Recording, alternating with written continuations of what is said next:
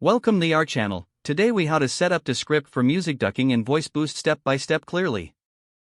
Begin by downloading and installing Descript from the official website. Launch Descript and create a new project. Import the audio or video file you want to edit. Once the file is in your project, select it to open the editing interface. Locate the audio track containing your voiceover in music.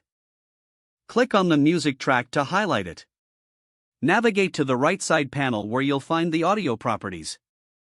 Look for the duck feature in the audio properties. Toggle the duck option on. Adjust the ducking level to determine how much the music volume will reduce when your voiceover plays. Select the voiceover track to highlight it next. In the audio properties panel, find the boost option. Toggle the boost option on. Adjust the boost level to enhance the volume of your voiceover.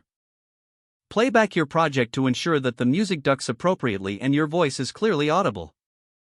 Fine-tune the ducking and boosting levels as necessary. Once satisfied with the audio balance, proceed to finalize your project. Export the file by clicking on the Export button. Select your desired format and resolution for the final output. Save the exported file to your preferred destination. If the page does not load, refresh the browser or try again in a private or incognito window.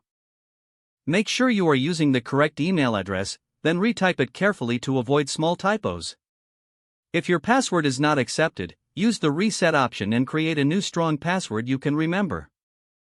Check your spam folder for verification or security emails, then complete any requested confirmation steps.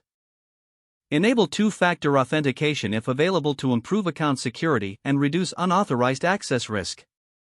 After signing in, review your profile details so your contact information and settings are accurate and current.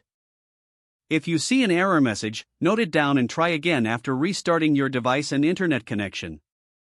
Log out when you finish, especially on shared devices, to keep your account and payment information secure. Don't forget to like this video and subscribe to our channel for more step-by-step tech guides.